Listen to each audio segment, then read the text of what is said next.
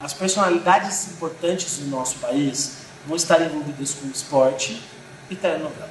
Eu acho que a TV, ela tem uma coisa que eu acho muito chata, que é o politicamente correto. Nós temos um espaço, digamos, do audiovisual, seja da janela de exibição cinema, seja da janela de exibição TV, bastante ocupado pelo produto estrangeiro. A relação TV-espectador nesse novo cenário das novas mídias, ela começa a ser alterada na maneira como você vai lidar com aquela informação. Se fosse para ser espelho da sociedade, a gente teria, se por exemplo, 50% de negros, 50% de brancos. E não teria, numa novela com 50 personagens, 2 negros. Esse meio de espetáculo, ele contamina a vida cotidiana. A grande moeda-chave hoje é a atenção das pessoas. Se para você a questão de ter que pensar na reação do público para o que você vai escrever é um problema, você está no lugar errado. Por que isso não acontece?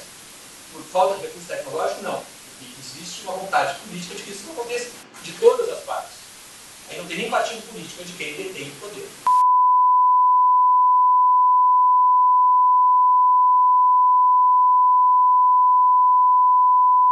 Não tem cabimento impingirmos à mesa do nosso filho a figura de uma escrava. Esse é o rei Dom Pedro, meu marido, e agora também vosso pai. Obrigado, Pai Noite da Vida.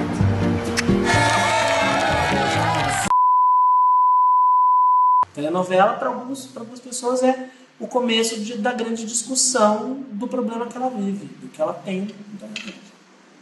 Entendeu? É ali que ela vai entender que ela não está sozinha, que existem outras coisas, porque se alguém pensou para escrever aquela história, é porque já entrou em contato, né? Então, quer dizer, vai dizer que isso não tem função social?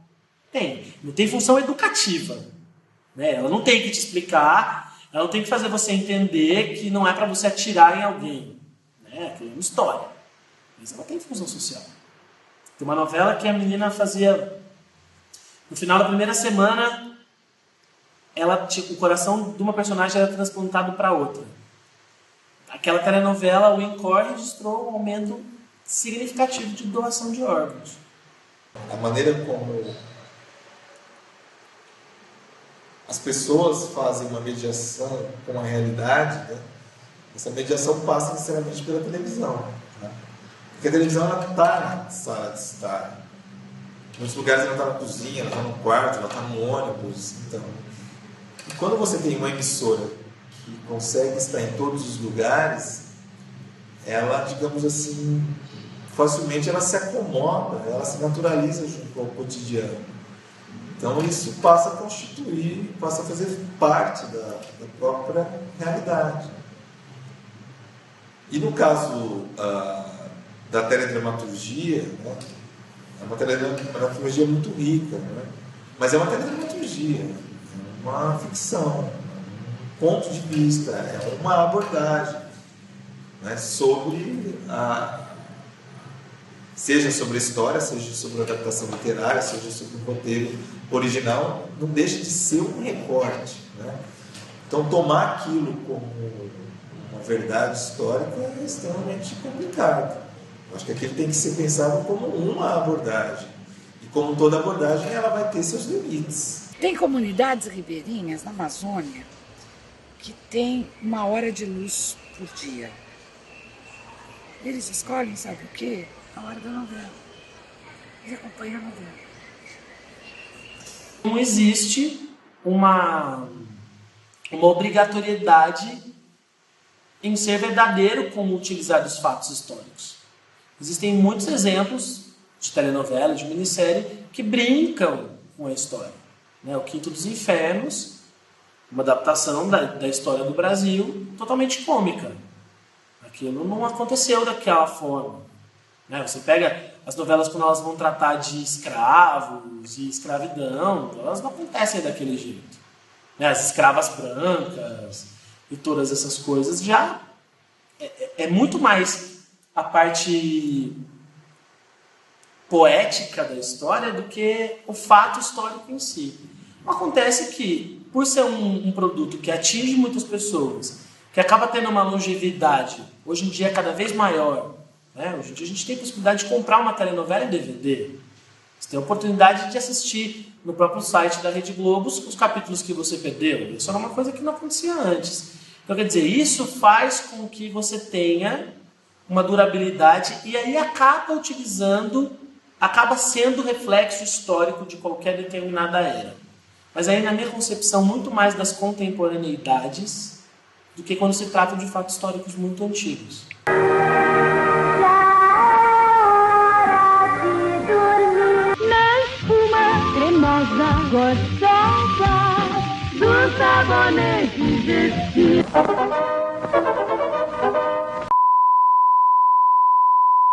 A história da televisão brasileira, como a história da televisão no nível internacional, é uma história recente.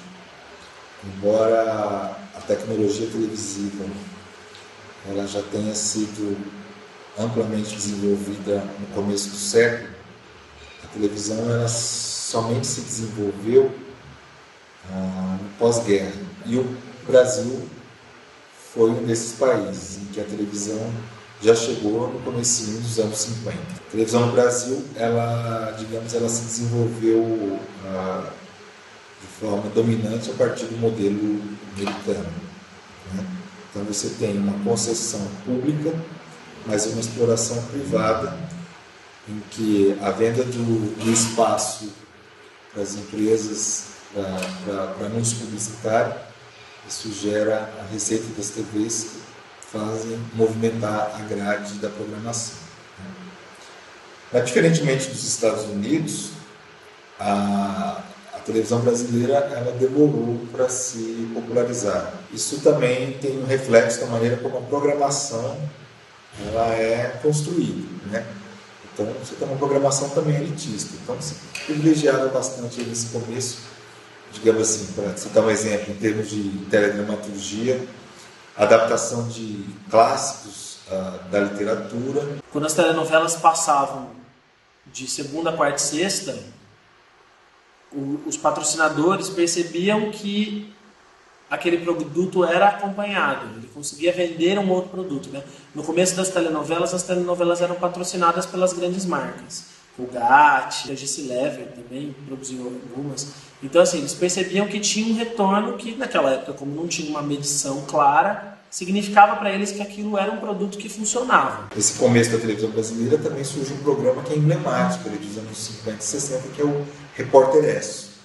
Então você tem a veiculação direta de algumas marcas, em geral multinacionais, com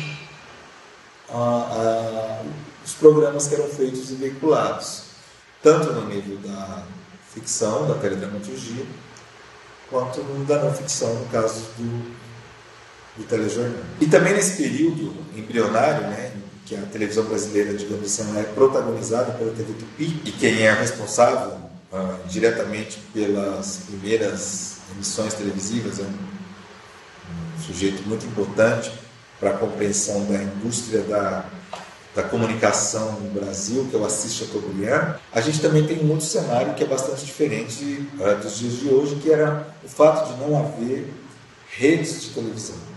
Então, a programação ela era localizada.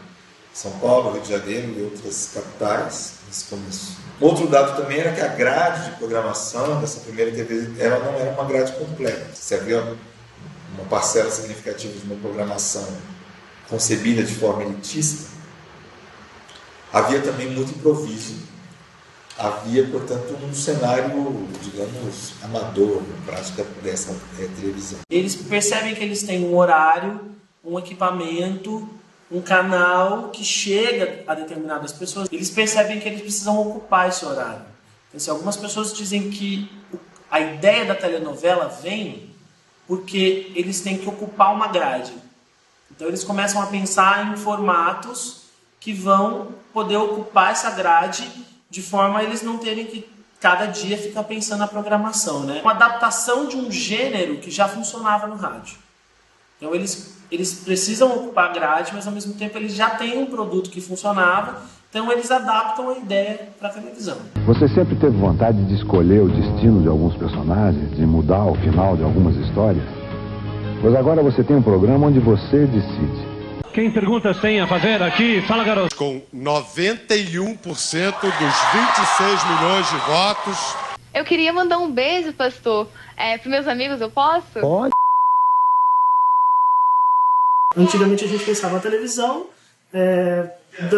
fazendo fluxo de conteúdo para um espectador passivo, que estava sentado em frente a uma televisão consumindo aquilo.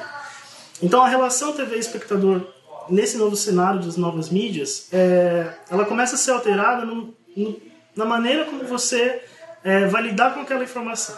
Então, a gente tem, por exemplo, a televisão pautada por uma programação fixa, agora sendo extremamente quebrada, permitindo ao telespectador o consumo desses programas em determinados horários que não são aqueles tradicionais. Aí já está a primeira mudança que essas novas mídias trazem, a possibilidade de você ter um acesso ao conteúdo diferenciado, seja assim, tanto em forma, quanto tempo, quanto modo de consumo. Outra forma de se pensar essa produção de conteúdo pautada pelas novas mídias, pensando já na técnica, você tem o cinema migrando para um conteúdo televisivo, perdendo o plano geral para um plano mais fechado, e aí você tem uma televisão ainda menor, uma tela ainda menor, fazendo com que você tenha que fazer adaptações técnicas.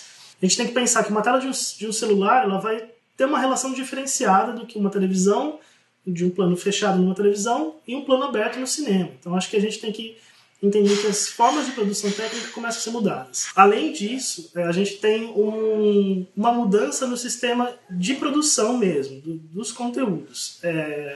As novas mídias elas permitem ao usuário, seja posteriormente à exibição de algum programa ou concomitantemente, permite que você interaja com o programa de certa forma, seja tanto com o programa ou com os outros telespectadores que estão acompanhando aquele conteúdo.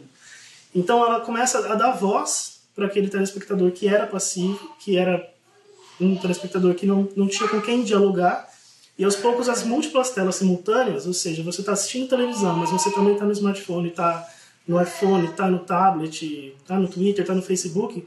Tudo isso vai fazer com que você participe de uma grande comunidade que você, não delimitada assim, mas que por interesses começa a se moldar, onde você pode tanto debater a programação, fazer críticas, fazer N.000 apontamentos. Se apaga as fronteiras em todos os formatos e você começa a fazer parte do processo. Acho que aí está o aspecto lúdico do transmídia e dessas novas mídias. Acho que elas permitem a voz que eu falei, elas permitem que você fale, que você produza e que você dê a cara a tapa. Que você vai lá e fala, eu vou produzir e vou fazer parte desse processo. De alguma forma o que tem, me parece, é uma ansiedade pela participação do público na maneira como a programação ela é construída.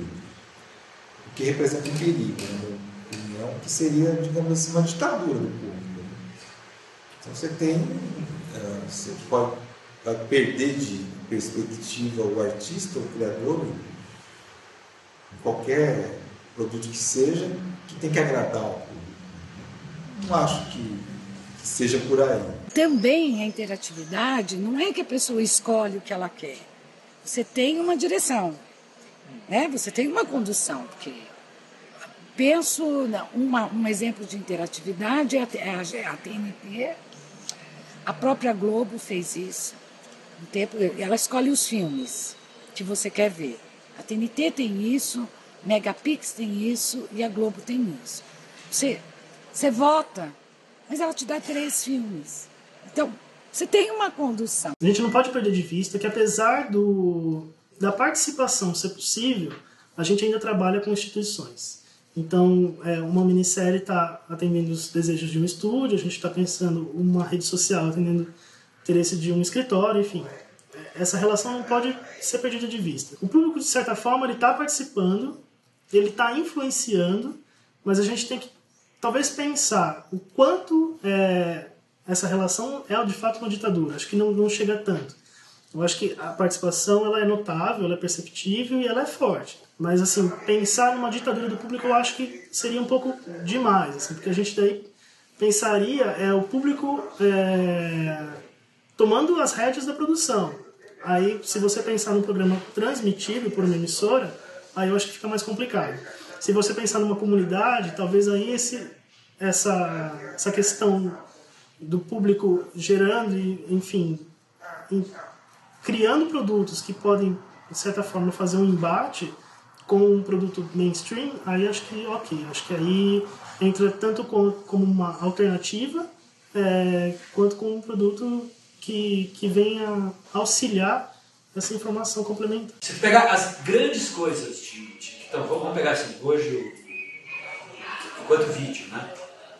Que está por trás de tudo que está aí. Seria o YouTube, né? Lugar onde as pessoas publicam e tem audiência. Né? Então, tem audiência de coisas que são absolutamente banais, que permanecem porque são hilárias, ou porque, enfim, são... E as coisas que têm uma comunicação consequente. Né? Os dois públicos estão lá dentro. Do mesmo jeito que tu tem um programa de humor e tu tem um programa que não é de humor.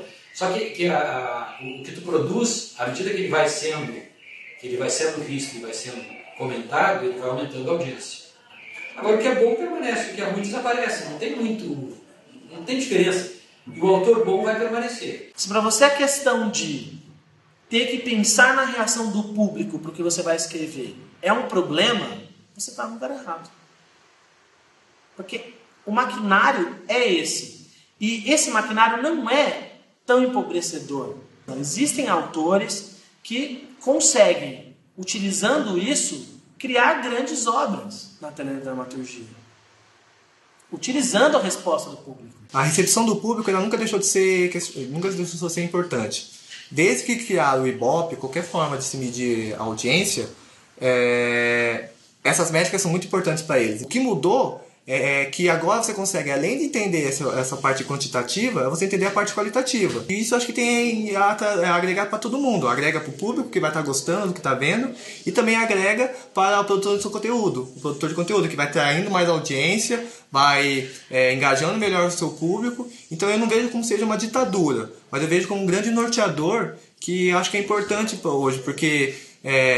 as pessoas, como eu falei, elas têm o grande moeda-chave hoje é a atenção das pessoas. Você precisa atrair a atenção das pessoas. Então, se você não atende o seu público, como você vai atrair a atenção deles, entendeu? Então, eu acho que nessa parte, acho que o grande legal dessas novas mídias é você entender a parte qualitativa do negócio, você entender as necessidades que as pessoas estão tendo com a história, quais os grandes pontos positivos e quais os pontos negativos, e modelando a história para ficar a gosto do público. Eu, como espectador, me sinto privilegiado de ter na história do meu imaginário ter visto filmes em que eu fui agraciado com finais abertos, com finais fechados, mas que me fizeram ver o mundo de uma maneira diferente. Então eu vejo uma noção de interatividade calcada na obsessão pela participação do público como algo assim tão significativo. Por outro lado, eu acho que a gente já pratica uma interação que é bastante interessante, que a participação do público já, digamos, consolidada nas redes sociais e que demonstram claramente que essas noções de massa, né, do público como uma massa uniforme, manipulada, já é uma noção muito frágil. Hoje em dia, você não faz mais nada na mídia sem que a internet, sem que as redes sociais estejam presentes. E quando a rede social não está presente, quando ela não comenta, é porque aquilo não tem grande audiência. A Globo perdeu seu poder? De jeito nenhum. Vai continuar com o seu poder por mais 40 anos, acho eu. Agora, ela tem que dar conta do Facebook, do Twitter. Acho que tudo por trás da produção de conteúdo existe uma instituição. E essa instituição, qual que é o grande moeda-chave dele? É a audiência. É se está agradando a audiência ou não. E eu acho que o grande complicador disso, justamente, é como o autor vai balancear isso. Ele tem a sua autoral, da sua cara, só que também tem que agradar a audiência. E eu acho que o grande desafio do autor hoje é justamente conseguir balancear isso. As novas mídias, elas possibilitam que você até enriqueça seu roteiro, pense em novas formas que você não imaginava, justamente por causa desse feedback do público. Mas você também tem que pensar, ok, é uma obra que é minha, eu tenho que dar minha cara ali, mas como eu vou fazer para contornar isso com o que o público está pedindo? O que eu acho que é um pouco complicado ainda, e que não tem, é a responsabilidade pelo que tu produz, né? E a responsabilidade pela vinculação e pela publicação. E acho que o limite de legislar sobre isso e não transformar isso numa censura. Acho que esse é um limite onde talvez o que assegure isso é o direito de defesa e o direito de reivindicar a autoria também, né? Agora, eu adoro software aberto, adoro ambiente aberto, adoro conteúdo aberto. Agora alguém tem que pagar o arroz e feijão de cada um. E acho que essa é a grande discussão. Quem paga a conta? A gente vive de arte, né? Você vai viver de arte, você vai fazer uma arte que não vende? Os grandes escultores, eles não faziam a arte do jeito que eles queriam, porque aquilo era o reflexo deles. Não, quase todo o começo da arte, na pintura, na dança, na música, era para ser vendida. O cara tinha capacidade de fazer além daquilo? Tinha. Ele fez além daquilo? Fez. Mas grande parte dele era composto para vender para a igreja, porque era a igreja que ele era o contratado, ele era o músico da igreja. Se vocês pegarem hoje assim, o Google é o lugar que tem maiores empregados de graça no mundo. Tá? Se vocês estão navegando no Google online, vocês estão informando para ele, retificando rua, informando posição correta. Se vocês entram e fazem uma pesquisa, vocês estão passando para o Google a inteligência de busca do conteúdo que vocês têm. Quer dizer, constantemente todo mundo está trabalhando de graça para o Google. Né? Quem paga a conta disso? Ninguém. Né? Então, tu tem que ter um jeito de sobreviver, produzindo conteúdo. Eu acho que esse é o grande desafio. Não é o desafio do autor, mas é o desafio de sobreviver produzindo conteúdo.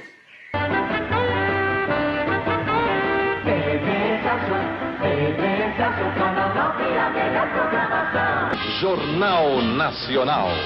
3 anos de liderança, integrando o Brasil através da notícia. Cinema em casa, o Canal 9 vai agora apresentar. A maior parte do público terá dificuldade para responder a muitas das perguntas.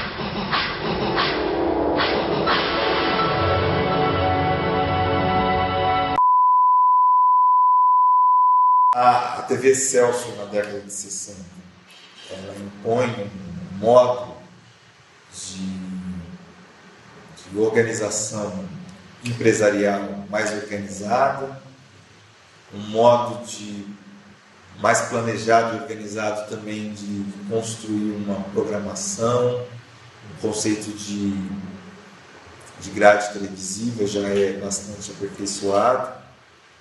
E justamente por ela, a TV Celso, ela fazia parte do grupo do Simonsen, que era dono da Paner, que era uma companhia aérea. Isso também facilitava o transporte dos programas. Então, a TV Celso, ela sinalizou uma mudança, digamos assim, do cenário mais amador, improvisado, do quadro de uma primeira TV, já com os rumos, já apontando o rumo para uma TV mais profissional. Né? Isso também em termos de programação, da teledramaturgia. Nesse período também surge a TV Globo. Né? Então é interessante assim, que o Assis Chateaubriand vem do impresso, né? Do jornal, da revista.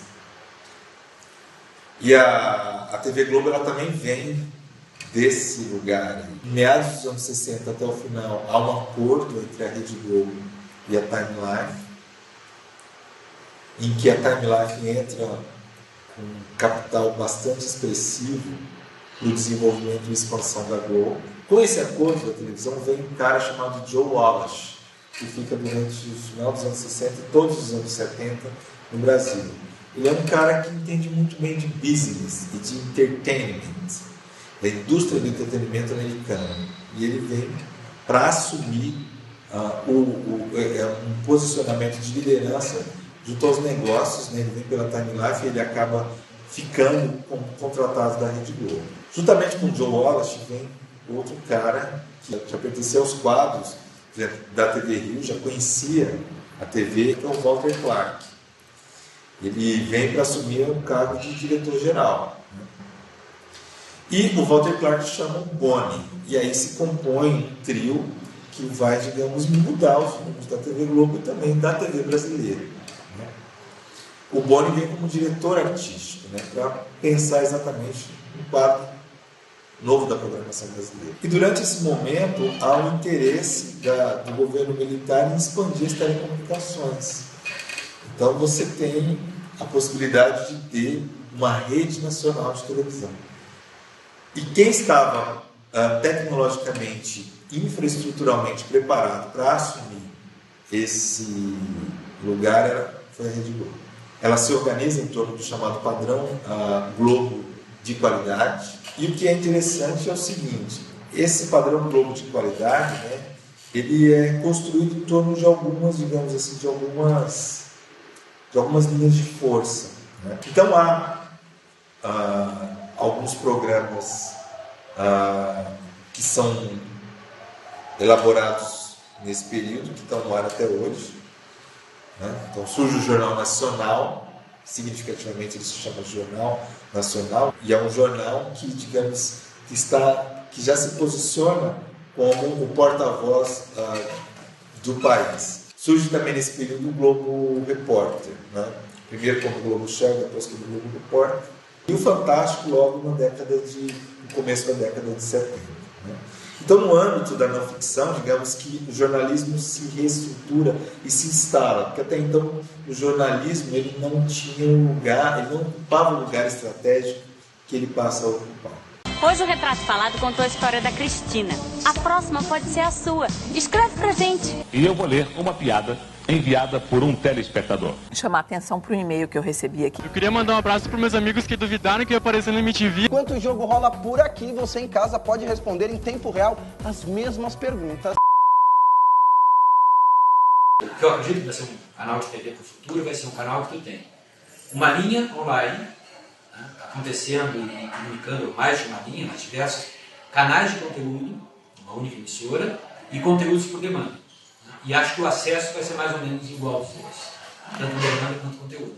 Sendo que por demanda, quando vai buscar informação, vai ser talvez mais consequente, e maior audiência em tempo do que o online, que vai ser simplesmente capturar aquele momento. As TVs já estão integrando essas duas mídias. E aí agora, se a TV digital vai ser esse espaço tridimensional, como é que vai ser esse online? Isso é uma coisa para ser discutida. Mas que vai ser, acho que vai estar dividido por demanda e ao vivo, e a emissora vai ter os dois, vai ser isso quase que. As Smart TVs, as TVs digitais, que vão possibilitar você assistir o conteúdo ou ter acesso a outros conteúdos fora do horário, acredito que vai descentralizar um pouco essa importância do real time. O foco do real time vai ser justamente atrair as pessoas para fora do horário do programa. Porque acho que o grande, eles chamam, atualmente alguns teóricos chamam de que estão vivendo a economia da atenção, que vale muito mais você prender a atenção da pessoa do que contar com um grande alcance. Eu acho que tudo caminha para melhorar a experiência da pessoa, deixar a pessoa mais confortável em consumir um conteúdo. Então eu acho que, para mim, é uma grande vantagem você consolidar tudo numa plataforma só, justamente para evitar o esforço de eu ter que interagir com uma coisa e interagir com outra. Porque as pessoas, na verdade, elas já fazem isso. Elas já interagem com vários conteúdos em várias mídias. Se você tiver tudo numa plataforma só, além de ter uma praticidade de ela estar manuseando tudo aquilo, facilita também você pensar produção de conteúdo integrado, que é uma coisa que é muito difícil hoje. Se você tivesse hoje, a experiência que as pessoas teriam com os programas seriam muito mais legais, seriam muito mais interessantes. E isso poderia também estimular modelos de negócio até para publicidade. Se coloca como interatividade, eu estou assistindo um jogo de futebol, eu tenho 5 câmeras para poder assistir um jogo de futebol. Na verdade, seria melhor se eu tivesse aquela câmerinha do Google lá com tridimensional que eu pudesse escolher o lado que eu estou filmando. Nós vamos chegar nisso. Nós vamos chegar numa evolução de televisão digital, que só vai conseguir ser digital por quê? Porque eu consigo transitar uma grande quantidade de informação, mas essa imagem digital, o ideal é quando ela for 3D. O que garante que eu consiga publicar tudo que eu quero? É se eu trabalhar com uma plataforma, hoje HTML, HTML5, organizado de tal jeito que eu consiga identificar qual é a plataforma e produzir um material para essa plataforma. Então assim, bom, mais uma vez, porque a minha TV digital não tem que ser uma TV que eu vou assistir sentado em casa. A minha TV digital tem que ser uma TV que eu possa assistir em qualquer lugar, em qualquer ambiente, em qualquer meio e em qualquer plataforma. Assim como surgiu o Ginga, acho que surgiu há um ano, sei lá, um ano atrás que eu ouvi falar, 1 ou 2 anos atrás, já está surgindo, ele poderia ter uma televisão 4D, que emite cheiro. Então imagina, aí o cara está desenvolvendo o Ginga, que nem pensou em 4D, falei, pô, vou ter que postar agora no 4D agora. Aí surge a televisão 5D, e vai surgindo. As coisas mudam muito rápido. E isso que acho que é a grande dificuldade que tem tanto na plataforma tecnológica, de acompanhar isso, por exemplo, desenvolvimento de aplicativos, desenvolvimento de software, de sistemas operacionais, quanto também para quem está produzindo conteúdo. A pessoa produz conteúdo por Ginga, mas daqui 1 ano ele vai ter que produzir conteúdo para 4D no Ginga. Então, tipo, todo o plano que ele teve, sabe, de 5 anos de conteúdo foi para água abaixo. Então, isso que acho que essas mudanças tecnológicas muito rápidas, assim como que beneficia o avanço de consumir conteúdo, etc., também dificulta muito essa parte mais estrutural de, ok, eu vou produzir o conteúdo agora, mas pode ser que um ano que vem isso já não vale mais. Então, isso afasta muito o investimento nesse tipo de trabalho. Isso eu acho que é o grande problema hoje. E eu não sei como solucionar isso, porque assim como existe uma demanda para as coisas estabilizem e para vir um modelo concreto, também existe uma demanda de atender inovações tecnológicas para atender a diferentes tipos de necessidades. Então, por exemplo, fazer uma televisão em 4D para dar uma experiência melhor do cinema, entendeu? Então, são vários players que atuam dentro desse mercado, que ao mesmo tempo que eles têm umas necessidades comuns, eles têm necessidades distintas. E isso que acaba... Acho que a grande dificuldade mesmo é muitos players que tem dentro, que influenciam dentro desse mercado de novas mídias. E acho que entrava muito o desenvolvimento de novas ideias, de novas aplicações, novos negócios. E quando a gente fala TV, na verdade, acho que esse conceito de TV, até se não envelheceu totalmente, ele se mantém vivo ainda, por quê? Porque tem as grandes corporações internacionais que ainda mantêm um monopólio de distribuição de canal aberto. Agora, quando esse monopólio de canal aberto for quebrado, então, e vai ser quebrado, ele vai ser quebrado por quê? Porque o que vai transpassar isso é justamente esse tipo de comunicação aonde eu tenho as coisas acontecendo. Esse é um projeto interessante de IMAX e Wi-Fi, as duas coisas. O IMAX o que é? É uma rede para publicidade. Tá? E o Wi-Fi é o segundo nível dessa rede de publicidades que cobre o local. Tá? Então essa relação de IMAX e Wi-Fi ela é absolutamente factível e tem banda sobrando para isso. Quer dizer, se tu coloca uma rede de IMAX, um Wi-Fi, numa cidade como São Paulo, tu tem comunicação online em todos os lugares. O que acontece com isso? Termina todas as telecom, não é verdade?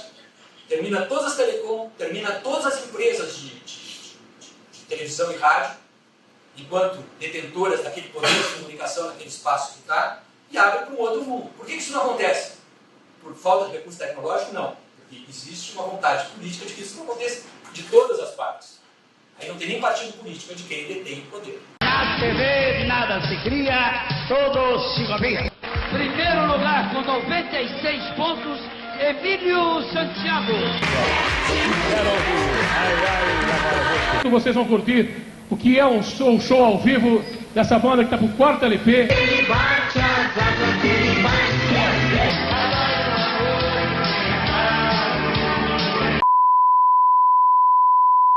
Sobre os programas de auditório, eles também sempre foram um filão muito importante no quadro da programação da TV brasileira. Né? Então são nomes muito representativos. Né? Flávio Cavalcante, o Silvio Santos, o Chacrinha. No caso do Silvio Santos, ele sempre teve essa performance como self-made man, né? O cara que tem origem popular e consegue se fazer e tem uma empatia muito grande, né, como comunicador, um público fiel e que está associado a essa comunicação direta, né, do apresentador que fala diretamente com o seu público. No final dos anos 70, começo dos anos 80, com a falência da Tupi, ele consegue a concessão, né? A TV Tupi ela é dividida, né? Ao Silvio Santos, que vai inaugurar o Sistema Brasileiro de TV, o SBT, que é uma TV, digamos assim, que tem características muito particulares, né? Existe esse programa de auditório que toma conta do domingo, que é o programa do Silvio Santos, que avança muitas décadas, portanto tem um programa de auditório que tem uma identidade, com uma TV muito grande. Mas desses nomes, eu acho que o mais significativo é o Chacrinha, né? Que é um cara que, assim como o Silvio Santos, também ele vem do rádio, né? Ele tem essa herança radiofônica, mas ele tem um programa que é extremamente anárquico no quadro da TV brasileira e que passou, em determinado momento, a ser um programa extremamente provocativo, né? Questionador, e que agradava a parcelas muito, digamos, heterogêneas da população, né? Então, atribui-se inclusive ao programa do Chacrinha o fato dele ser, digamos assim, um genuíno tropicalista, de ter elementos antropofágicos naquela performance toda. Então ele tem uma cara de Brasil muito grande, né? Era um privilégio assistir o programa do Chacrinha, porque era muito divertido, e você, ao mesmo tempo que tinha essa coisa questionável, né, de humilhar as pessoas, às vezes ele humilhava, né?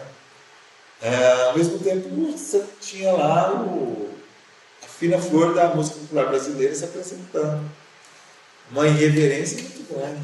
Agora se você vai se incomodar, então é melhor. Sabe o que você precisa? É dar uma guaribada em você. Sabe o que é uma guaribada, né? Barbosa resolve dar um jantar para animar sua filha e comemorar a fuga de sua esposa sem vergonha. Sem vergonha. Eu podia acabar com tudo agora mesmo, seu coronel. A Pérola do Norte, cidade que é orgulho do estado da Bahia. Doutor Reginaldo, com licença. Será que eu podia sair um bocadinho mais cedo hoje? É que eu preciso dar uma passadinha na maternidade para ter meu filho. Quando acontece Beto Rockefeller, que é a primeira telenovela contemporânea, eles percebem que eles podem contar histórias atuais, que as pessoas se interessam por histórias atuais. E aí que a Globo tem toda uma problemática, porque a Glória Magalhães, por ter sido contratada no começo da emissora, tinha um contrato que permitia muitas coisas a ela. Eles começam a procurar formas de conseguir trazer essa novidade da telenovela contemporânea para a Rede Globo. Vão surgir figuras como Dias Gomes, né, Janete Claire e outros, né, que vão se seguir e que vão, digamos assim, reestruturar em termos de carga dramática, introduzir temas nacionais e um modo de fazer telenovela também que assume determinadas feições visuais dentro desse padrão de qualidade. Ou seja, de tal modo que se faz novela há muito tempo no Brasil. Então se pratica novela há muito tempo no Brasil. Então se criou uma indústria da telenovela muito bem armada. O sucesso da telenovela no Brasil é um conjunto de fatores. É a identificação do público, é a forma com que a história é contada, é a capacidade de sonhar, é o costume da grade engessada. A gente percebe que quando você pega uma emissora como o SBT, como a Band não produz mais, a Record, que fica mudando a telenovela de horário o tempo inteiro durante a exibição, naturalmente as pessoas se interessam menos por ela, isso é prova. Então a telenovela da Rede Globo era um lugar do audiovisual bastante rico, porque há uma variedade muito grande de autores, de histórias. As telenovelas elas têm atores de primeira linha, né? Digamos, dentro do Star System brasileiro, né? não dá para não levar em consideração de que as personalidades importantes do nosso país vão estar envolvidas com esporte e telenovela e política. No caso da televisão, o que se observa é que há, evidentemente, a incorporação de uma concepção de programação como um espetáculo, um grande espetáculo midiático, que contamina tanto a ficção quanto a não ficção. Dentro disso, você tem quase que uma regra da própria indústria do espetáculo, que é de formar os ícones, formar o começo do cinema, formar primeiro um Star System, que na televisão esse Star System ele vai ser prolongado, não vai ser apenas o ator e a atriz da teledramaturgia, isso vai ser também o jornalista, o repórter, o apresentador de TV. Então você tem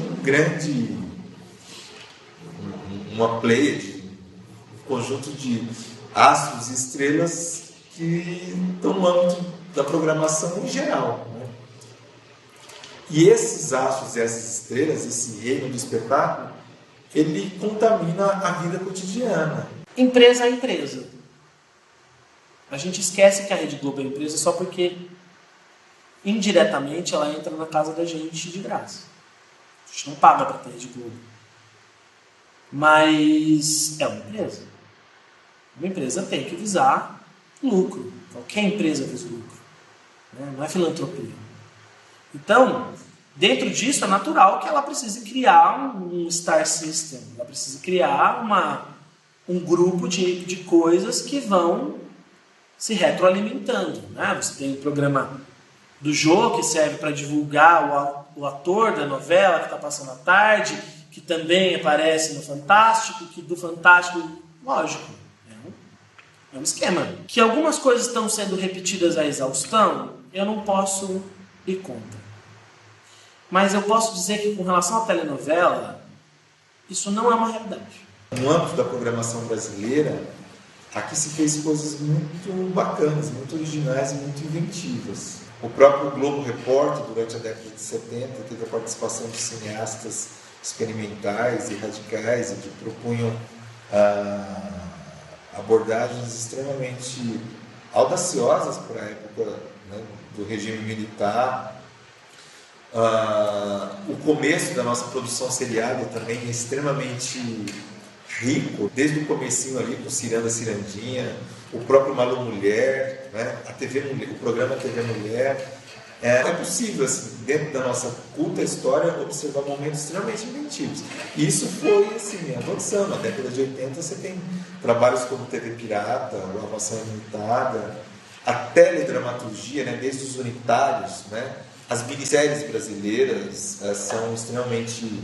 desde o Walter Avancini, que é, digamos assim, um nome muito importante para a década de 80, até o Luiz Fernando Carvalho, na década de 90 e recentemente. Agora a gente não pode esquecer uma coisa, né? Existem esses momentos e existe uma coisa chamada capitalismo, né? E as dinâmicas próprias do capitalismo. E a maneira como a programação, como um produto inserido dentro de um sistema e dentro de uma lógica capitalista, responde a algumas demandas, né?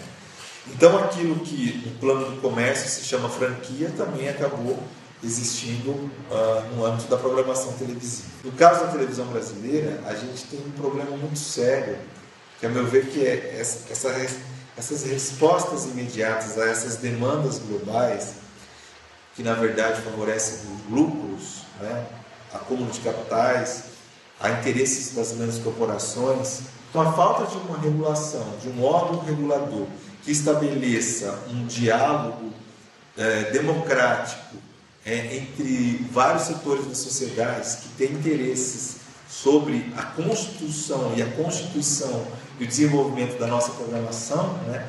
Isso faz com que esses produtos externos, eles, digamos assim, dominem, né? Possam dominar, possam ter uma grande força no próprio da TV brasileira. Agora, isso não é dominante, porque em pesquisas recentes você pode atestar que a maioria da programação da TV brasileira aberta, ela é brasileira, mas ela é gerada pelas próprias emissoras, sem que haja um órgão regulador.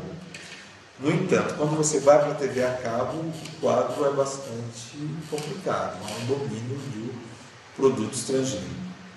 Portanto, que continua ocupando um espaço. Então, nós temos um espaço, digamos, do audiovisual, seja da janela de exibição cinema, seja da janela de exibição TV, bastante ocupado pelo produto estrangeiro.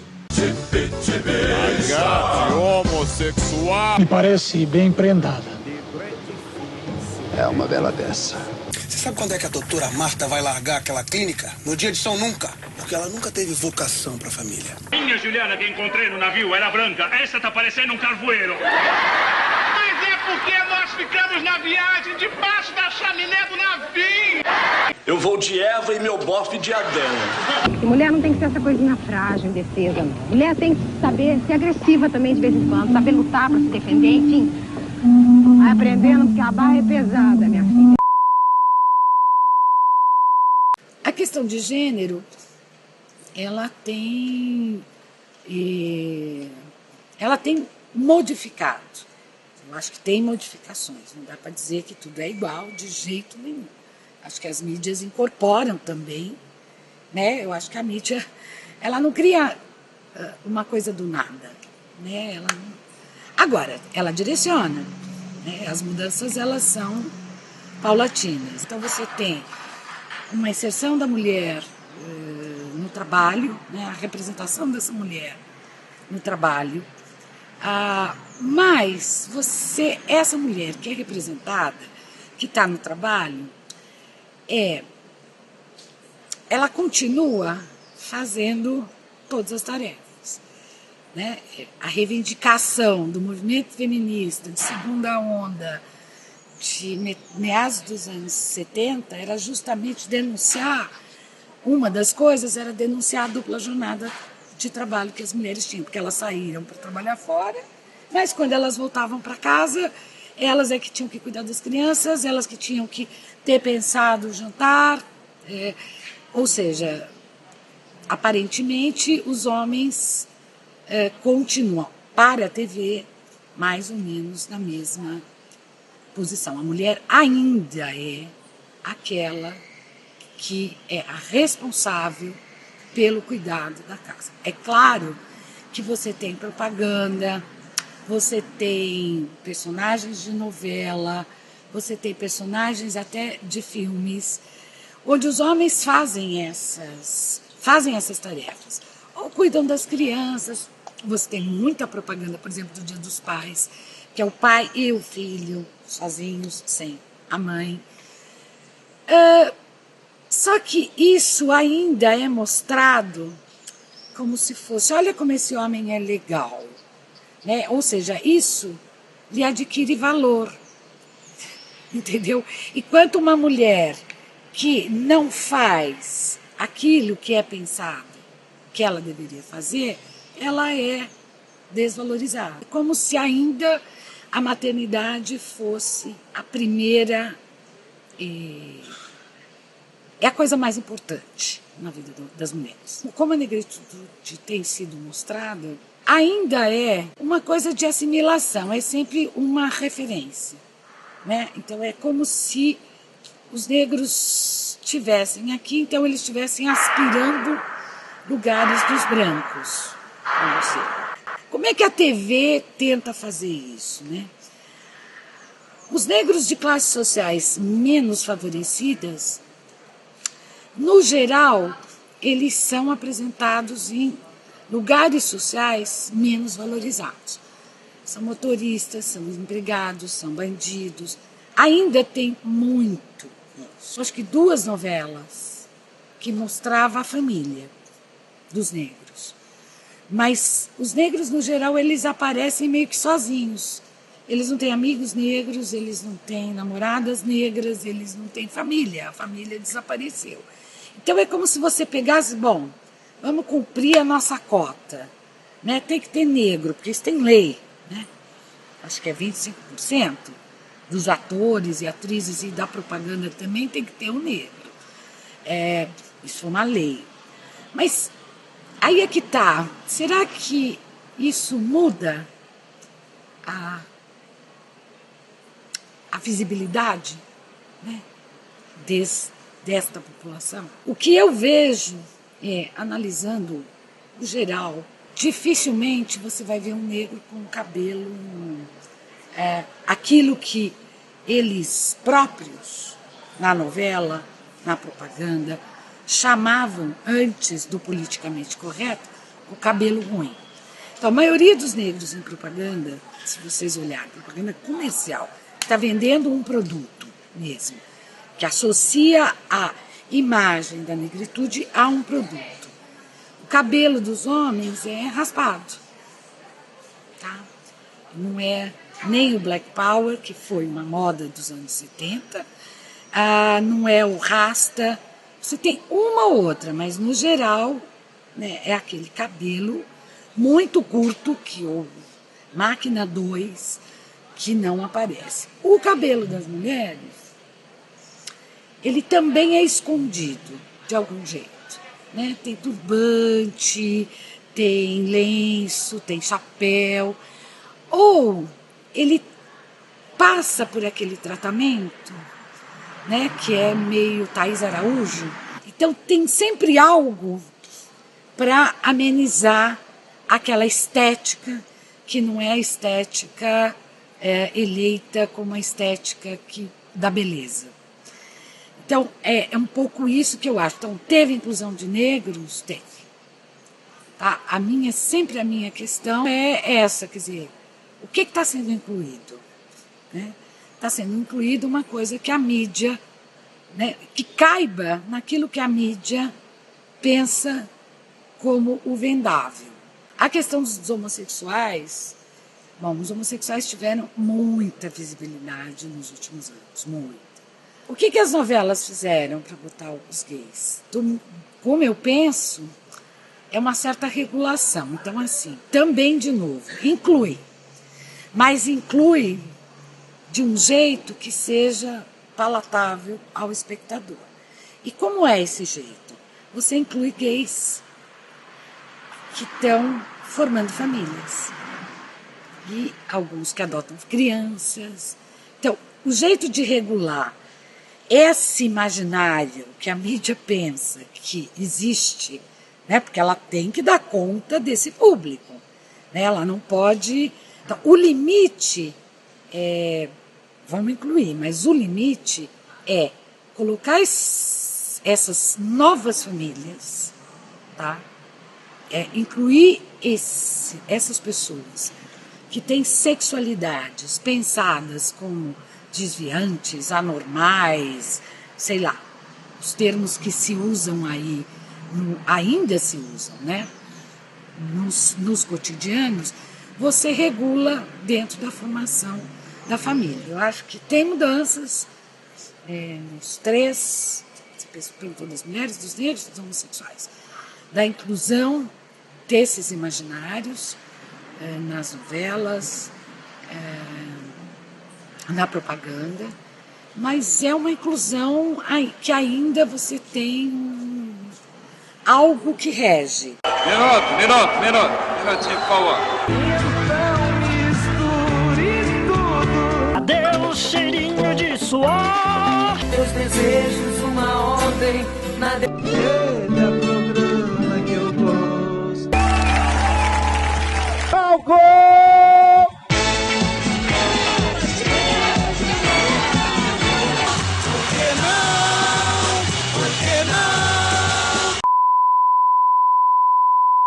Bom, existe uma relação muito próxima entre televisão e música, porque parte digamos assim, das pessoas que vão estar na linha de frente da programação da televisão dos anos 50 e 60 vieram do rádio, né? E a música, ela ocupou um lugar muito importante na história do rádio brasileiro. No período áureo do rádio brasileiro, eram programas de auditório, né? As cantoras do rádio, elas compunham também uma parte significativa do Star System dessa mídia, né, do rádio. E alguns dos primeiros programas, eles eram programas musicais. Durante a década de 60, há, digamos assim, um filão, digamos, popularesco, no momento em que a televisão começa a se tornar mais popular, onde há um salto significativo da venda de aparelhos de televisão, começa a haver também uma mudança na programação, que é a presença de programas, digamos, que tendem a seduzir, a voltar-se para uma outra parcela da população, que não era mais aquele público, digamos, elitista da década de 50, né? Mas, paralelo a isso, começam a surgir os grandes festivais. Eles eram feitos ao vivo e mobilizavam uma juventude intelectualizada, urbana, que era diferente do público dos programas de auditório do rádio. Havia também os festivais da canção, em que participavam pessoas como onde despontavam talentos, né, como Gilberto Gil, Chico Buarque, Caetano Veloso, Nara Leão. A música na telenovela é uma coisa que foi pensada quase que junto da estrutura dos acontecimentos, né? O audiovisual, o cinema já utilizava a música, já utilizava a canção como parte da estrutura narrativa. Então, assim, ela não tem nada muito inovador na ideia de se ter música na telenovela. Mas o que, assim, né, a gente considera um marco da música na telenovela a primeira telenovela urbana da Rede Globo. Que, assim, é ela que tem a primeira trilha lançada em disco. Antes você tinha coletâneas das músicas das telenovelas, que já eram utilizadas, mas elas não eram lançadas como um disco. Então, se usa um pouco como marco da canção na telenovela e da importância dela, Véu de Noiva, pelo simples fato de que, naquele momento, o Boni, o Daniel Filho, o Nelson Mota e o Júlio Medalha decidiram que haveria um grupo de canções que acompanharia a telenovela e que elas seriam vendidas.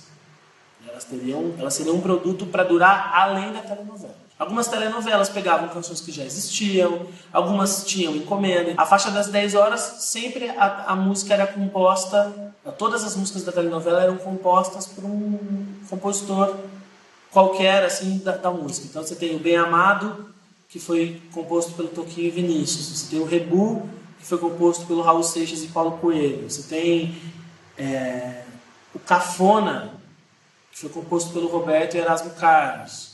Então, quer dizer, você tem um outro tipo de produção. Você pegava nas telenovelas dos outros horários, você tinha o agrupamento das canções, mas às vezes o cara falava, eu preciso de uma canção assim, pedia pro cara, então o cara compunha. Aí você percebe que, assim, dentro das minhas análises, eu acho que uma das trilhas que começa a ter uma grande importância dessa coisa de ter sido produzida mais para telenovela diretamente, sem ser o horário das 10 horas, é o Rock Santeiro.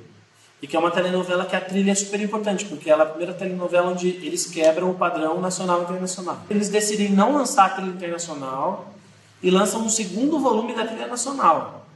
Porque antigamente o que acontecia isso era um volume nacional para as telenovelas das 6. Então aí você vai ter a repetição disso só em Tieta, que são 4 anos para frente.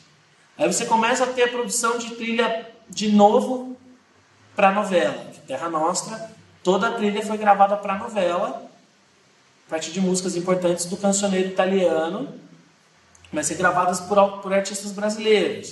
Então, quer dizer, tem toda uma movimentação que vai acontecendo com relação a isso. Eu acho que com o passar do tempo você vai tendo uma queda da potencialidade de relação dramática narrativa entre a canção e a cena, porque você começa a se preocupar muito mais em ter um disco de sucessos do que uma trilha que acompanha.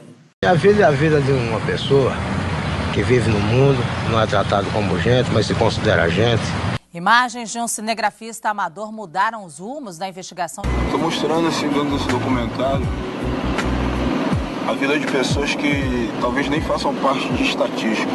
Talvez se virem estatística depois de mortes.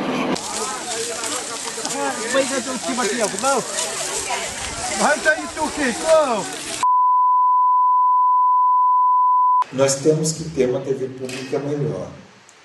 Nós temos que ter uma TV pública mais fortalecida. E há hoje, com a miniaturização dos equipamentos, o barateamento dos equipamentos, a possibilidade dele estar mais disponível, a possibilidade da gente também ter uma programação mais diversificada. Aí eu acho que nós vamos ter uma coisa que é bastante bacana, que é bastante avançada, que seria, digamos assim, abrir o leque das representações sociais, que nós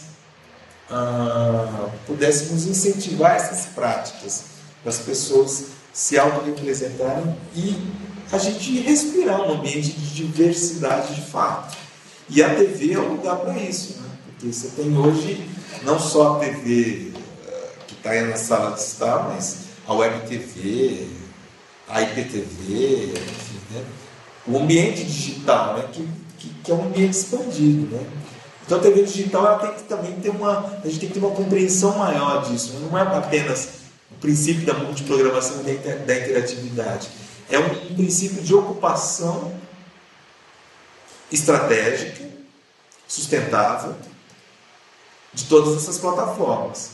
E que não seja apenas, digamos assim, um lugar para concepção, elaboração, manutenção de modelos de negócio que estão no vocabulário desse capitalismo que a gente respira, mas que a gente possa observar essas práticas alternativas. Eu acho que é papel da universidade pública e dos cursos de comunicação social, das universidades públicas, se encaminharem para investir nisso daí e se aproximarem mais das TVs públicas, que são o quê?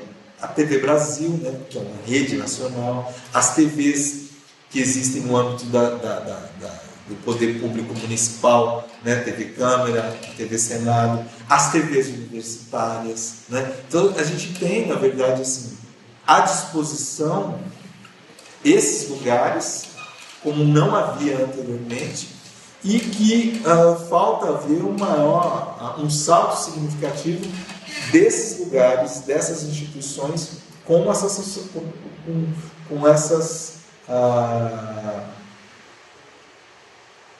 representações sociais. Eu acho que assim, a gente tem uma quantidade enorme de material. Por exemplo, você citou filmes de arquivo, enfim, outros materiais da cultura popular brasileira. Eu acho que aí a gente tem que pensar essas novas mídias como possibilidade de entrada desse produto num circuito que até então ele não teria muito acesso. De pensar nesse unidirecional da televisão tradicional. Então eu acho que assim, o produto popular, enfim, as imagens, a fala de pessoas, enfim, N mil formas de produção, elas começam a encontrar o seu lugar e a quebrar um pouco esse estereótipo que era criado desses lugares. Acho que aí entra um pouco naquela voz que eu falei. Eu acho que as pessoas começam a se reunir através de interesses, a criar manifestações populares através dessas novas mídias, eu acho que válido, e essas mídias começam esse produto ele começa a encontrar novos consumidores, pessoas que vão consumir esse produto, não pensando numa relação financeira, mas você, na sua casa, você vai consumir um produto que retrata a cultura popular, vamos dizer, nordestina. Eu acho que é aí que começa a entrar essa cultura popular digital como uma porta de entrada para as manifestações locais. Então, como eu disse, você encontra uma voz, encontra um espaço, encontra uma visibilidade. Essas novas mídias vêm agregar e vêm possibilitar releituras, utilização de coisas que por muito tempo ficaram no limbo do esquecimento, né? A gente não teria acesso de outra forma que não seja pelas novas mídias, que, apesar de tudo, são democráticas. Apesar de obedecerem instituições, são democráticas. Então, acho que isso é uma possibilidade nova de acesso e que, de certa forma, começa a surgir com mais força e vem a ser uma coisa positiva. Eu acredito no processo comunicacional como um todo. A gente não tem que pensar em morte de algum meio, enfim, a gente tem que pensar como esses novos meios eles conseguem se readaptar às novas ideias e formatos que a gente está vendo surgir e como que esses novos meios eles se adaptam aos novos tempos. Eu acho que aí é um ponto principal e que para mim é muito positivo. Eu acho que a partir do momento onde as pessoas conseguem produzir conteúdo, dar a sua opinião, participar de certa forma, aí é um ganho não computável que traz novos horizontes. Acho que aqui é o começo, sabe? A gente está começando a entender como lidar com essas novas mídias, como que elas podem nos auxiliar a pensar e a fazer uma televisão diferente.